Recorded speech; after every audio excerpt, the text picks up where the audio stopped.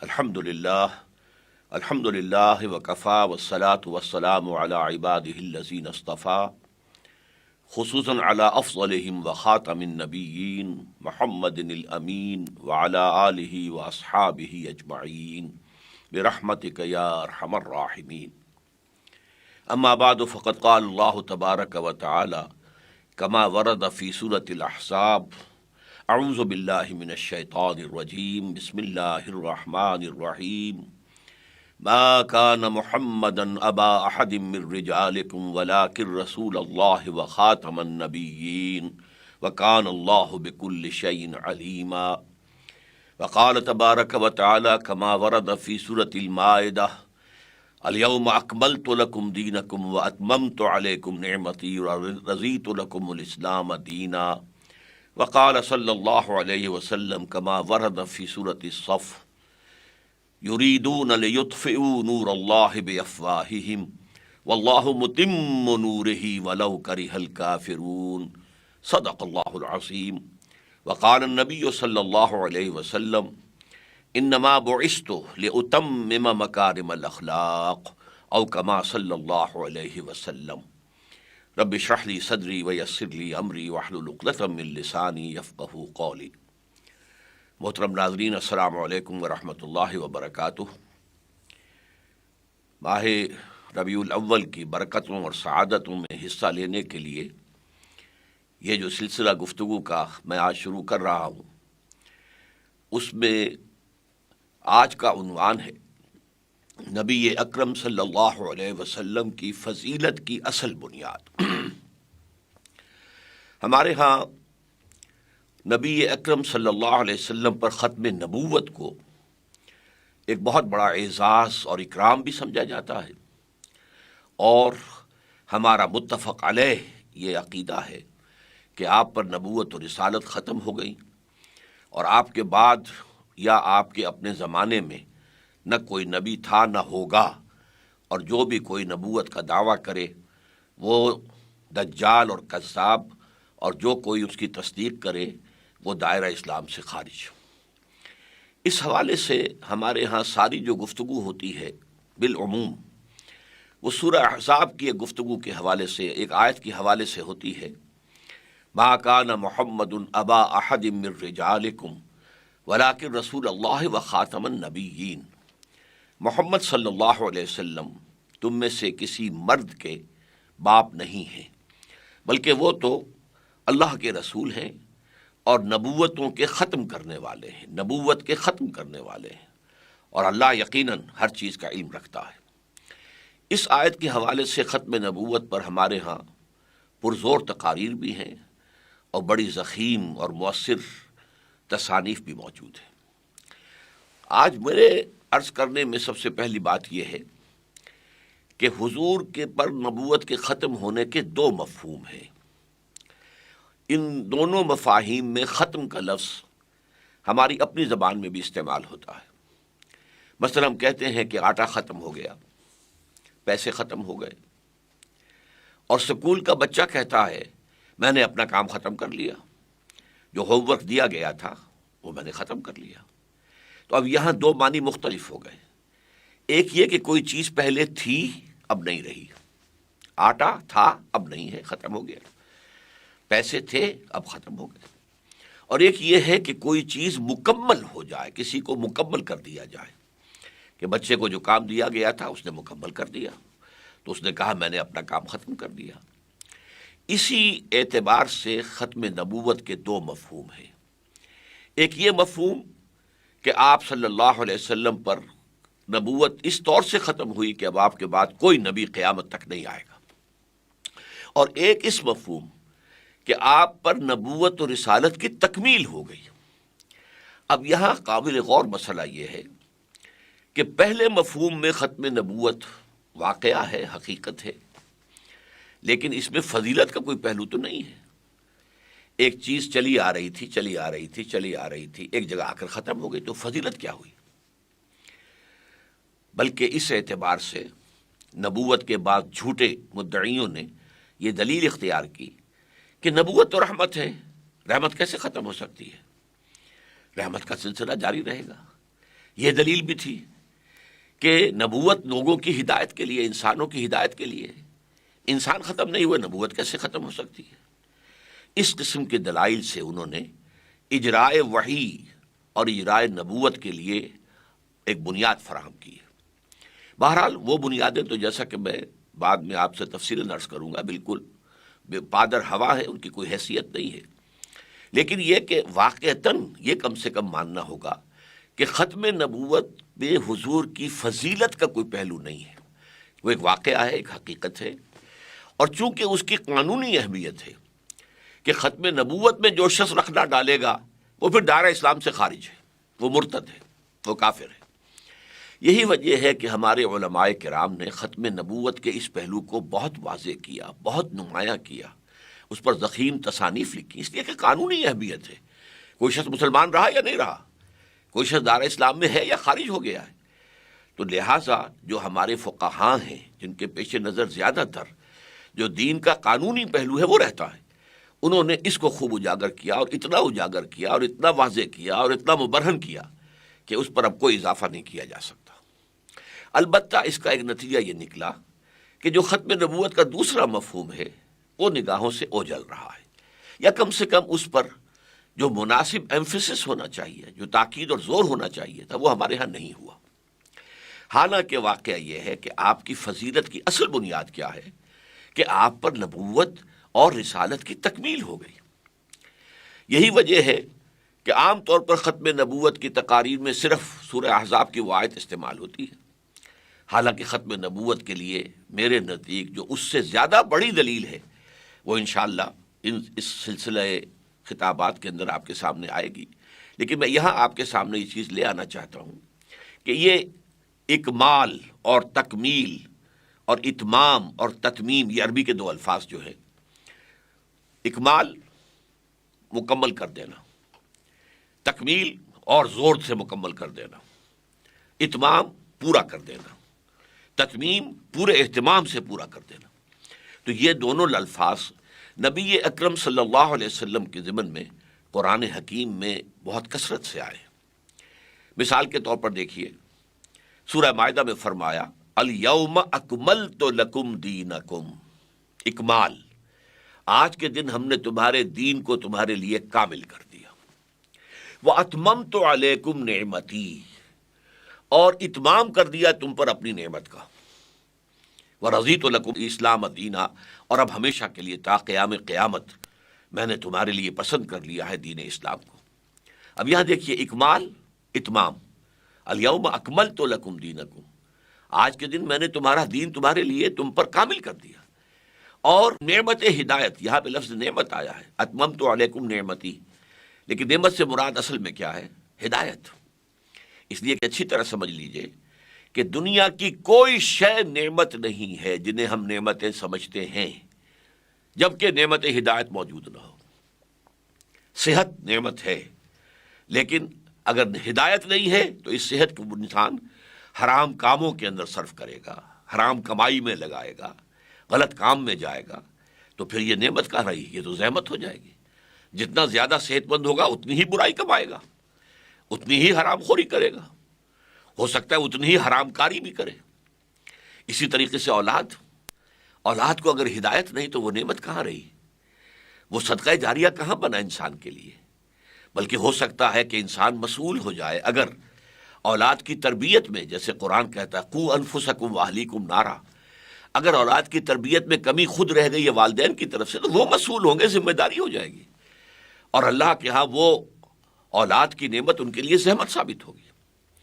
اس طرح مال اگر کسی کے پاس زیادہ ہے، اللہ نے دیا، ہم سمجھتے نعمت ہے، محض مال نعمت نہیں ہے جب تک کہ نعمت ہدایت نہ ہو۔ اس لیے کہ زیادہ مال ہوگا زیادہ عیاشیاں کرے گا، زیادہ جو ہے انسان دنیا کے اندر کھل کھیلے گا، زیادہ غلط کام کرے گا۔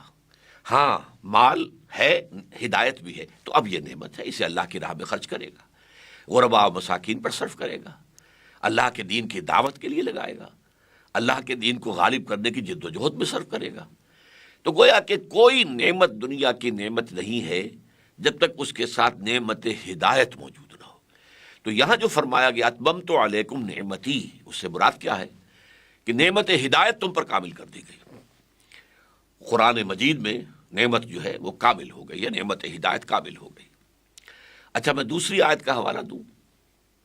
سورہ صف میں فرمایا یریدون لیطفئوا نور اللہ بافواہہم واللہ متم نورہ ولو کرہ الکافرون. اب دیکھیے یہاں تتمیم آ گیا، تتمیم، متم، پورا کرنے والا. یہ لوگ چاہتے ہیں، اور یہ مضمون دو جگہ پر آیا ہے، سورہ صف میں بھی اور سورہ توبہ میں بھی، اور دونوں جگہ اس سے پہلے یہود کا ذکر ہے. مراد کیا ہے کہ یہودی یہ چاہتے ہیں کہ وہ اللہ کے نور کو اپنی منہ کی پھونکوں سے بجھا دیں. جیسے مولانا ظفر علی خان نے کہا تھا کہ نور خدا ہے کفر کی حرکت پہ خندزن، پھونکوں سے یہ چراغ بجھایا نہ جائے گا. یریدون لیطفئوا نور اللہ بافواہہم واللہ متم نورہ. اور یہ تاکید ہے بہت، یہ نہیں کہا واللہ یتم نورہ، نہیں، اس لیے کہ وہ تو ایک فعل ہو جائے گا. یہاں فاعل، اللہ تو اپنے نور کا اتمام فرمانے والا ہے، فرما کر رہے گا. وَلَوْ كَرِهَ الْكَافِرُونَ، چاہے یہ کافروں کو کتنا ہی ناپسند ہو. اب دیکھا آپ نے، اتمام، تتمیم. یہی آیت آئی ہے تھوڑے سے لفظی فرق کے ساتھ سورہ توبہ میں. یریدون ان یطفئوا نور اللہ بافواہہم، یا لام کی بجائے ان آ گیا. وَيَأْبَى اللَّهُ إِلَّا أَن يُتِمَّ نُورَهُ، اور اللہ کو ہرگز منظور نہیں ہے مگر یہ کہ وہ اپنے نور کا اتمام فرمائے، نور کی تکمیل کرے. وَلَوْ كَرِهَ الْكَافِرُونَ، چاہے یہ کافروں کو کتنا ہی ناگوار ہو. اب یہ اکمال، تکمیل، اتمام، تتمیم، اور اسی طرح حضور کی ایک بڑی پیاری حدیث ہے، انما بعثت لأتمم مکارم الاخلاق. مجھے تو اس لیے بھیجا گیا ہے کہ اخلاق کی جو اچھائیاں ہیں، اعلیٰ اخلاق، عمدہ خلق، میں اس کی تتمیم کر دوں. اتمما، یہ بھی تتمیم سے ہے، لأتمم مکارم الاخلاق، تاکہ میں اخلاق کی بلندیوں کو مکمل کر دوں. یعنی یہ کہ اخلاق حسنہ تو تمام انبیاء کے تھے، اور بعض اعتبارات سے ہر ایک جو ہے وہ بہت نمایاں ہے. حضرت ایوب علیہ السلام کا صبر، حضرت ابراہیم علیہ السلام کا صدق، آپ بولتے جائیے. لیکن یہ کہ تمام انبیاء میں جو بھی مکارم اخلاق تھے وہ سب جمع ہو گئے ہیں بڑے حسین توازن اور اعتدال کے ساتھ ذات محمدی علیہ صاحب الصلاۃ والسلام میں. انما بعثت لأتمم مکارم الاخلاق. تو یہ آیات جو ہیں اور یہ حدیث نبوی یہ اشارہ کر رہی ہے اس بات کی طرف کہ اصل میں جو فضیلت ہے وہ اکمال دین اور اتمام نعمت ہدایت کی ہے. یہ تکمیل نبوت و رسالت کے مظہر ہیں، اور اصل میں نبی اکرم صلی اللہ علیہ وسلم کی فضیلت اسی بنیاد پر قائم ہے. ورنہ تو جیسا کہ میں نے کہا تھا، کچھ لوگ گمراہ کرنے والے لوگ، ضال اور مضل لوگ، وہ یہ دلیل لاتے ہیں کہ نبوت رحمت ہے، رحمت ختم کیسے ہو سکتی ہے؟ اسی طریقے سے نبوت لوگوں کے لیے تھی، لوگوں کی ہدایت کے لیے تھی، لوگ موجود ہیں، نبوت کیسے ختم ہو سکتی ہے؟ اسی طریقے سے نبوت جو ہے وہ اللہ تعالیٰ کا ایک انعام ہے لوگوں کے لیے، وہ کیسے ختم ہو سکتا ہے؟ تو اس اعتبار سے واقعتاً صرف ختم نبوت اگر سامنے رہے، کیونکہ ہمارے ہاں اسی پر ایمفیسس ہے، تاج و تخت ختم نبوت صلی اللہ علیہ وسلم. ختم نبوت کا تاج بھی آپ کے فرق مبارک پر ہے، آپ کے سر مبارک پر ہے، اور تکمیل رسالت کا باب بھی کا بھی جو ہے تاج آپ کے سر پر ہے. اب یہاں میں ایک بات تھوڑی سی اور واضح کر دوں، نبوت اور رسالت میں فرق کیا ہے. دیکھیے، اس پہ اگرچہ بہت سی گفتگویں لوگوں نے کی ہیں. بعض کا خیال ہے کہ رسول وہ ہوتا ہے جو نئی شریعت لے کر آئے، اور نبی وہ ہوتا ہے جو نئی شریعت نہ لائے. بعض کا خیال ہے کہ رسول وہ ہوتا ہے جو کتاب لائے، اور نبی وہ ہوتا ہے جو کتاب نہ لائے. یہ ساری باتیں یہ قاعدہ کلیہ کی حیثیت سے صحیح نہیں ٹھہرتی، اس لیے کہ حضرت داؤد کو دیا گیا ہے، کتاب دی گئی زبور، لیکن وہ نبی ہیں، رسول نہیں تھے. اس اعتبار سے قاعدہ کلیہ ٹوٹ گیا. اور حضرت عیسیٰ علیہ السلام نئی شریعت کوئی نہیں لائے، وہ شریعت موسوی ہی کی تجدید کے لیے تشریف لائے تھے، لیکن پھر بھی آپ رسول ہیں. اس اعتبار سے وہ دونوں چیزیں جو ہے وہ پورے اس معاملے کو واضح طور پر واضح بیان نہیں کر سکتی۔ البتہ ایک چیز متفق علیہ تمام مسلمانوں کے، تمام علماء کے، کہ نبوت عام ہے، رسالت خاص ہے۔ اس کا نتیجہ کیا نکلا کہ ہر رسول تو لازماً نبی ہے، ہر نبی لازماً رسول نہیں ہے۔ ایک عام شے، ایک خاص شے ہے۔ نبوت عام ہے اور رسالت خاص ہے۔ اب اس میں غور کیجئے، ہمارے ہاں عام طور پر، مجھے صحیح طور پر معلوم نہیں ہے کہ اس عقیدے یا خیال کی بنیاد کس حدیث پر ہے، لیکن یہ کہ عام خیال ہے کہ انبیاء 1.25 لاکھ آئے اور رسول 313 آئے، اور یہ تعداد اس اعتبار سے بڑی پیاری تعداد ہے کہ 313 تھے اصحاب بدر۔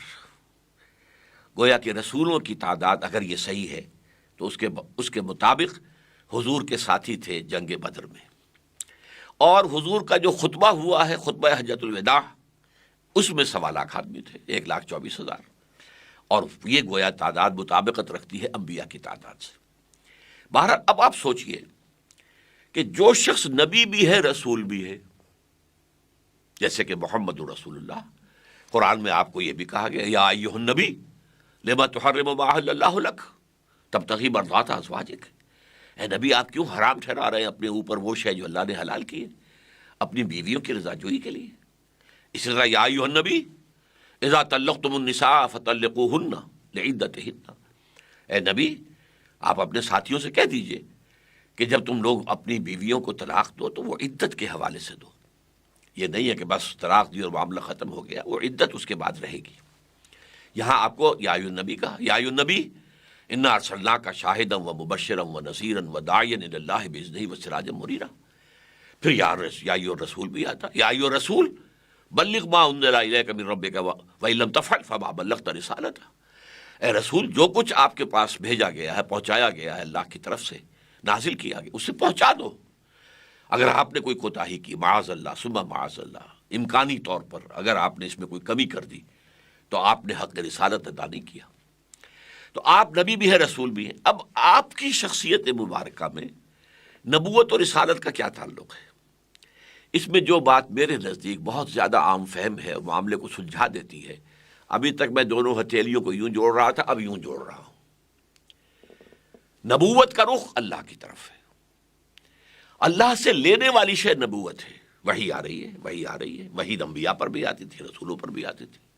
لینا والا رخ، وہ انٹینا، وہ جو ہے اس کا رخ ادھر ہے، جو کہ وحی کو کیچ کر رہا ہے، فرشتے سے آ رہا ہے پیغام، اور یہ رخ دینے والا ہے، پہنچانے والا ہے۔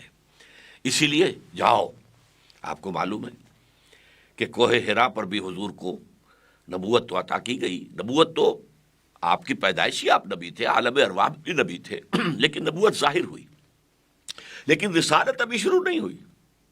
رسالت شروع ہوئی جب آپ کو یہ حکم آ گیا کہ یا ایھا المدثر قم فانذر وربک فکبر، اے لحاف میں لپٹ کر لیٹنے والے صلی اللہ علیہ وسلم، کھڑے ہو جاؤ، کمر کس لو، اور لوگوں کو خبردار کرو کہ مرنے کے بعد اللہ کے حضور میں اپنے خالق اور مالک اور پروردگار کے حضور میں پیش ہونا ہوگا، جواب دہی ہوگی۔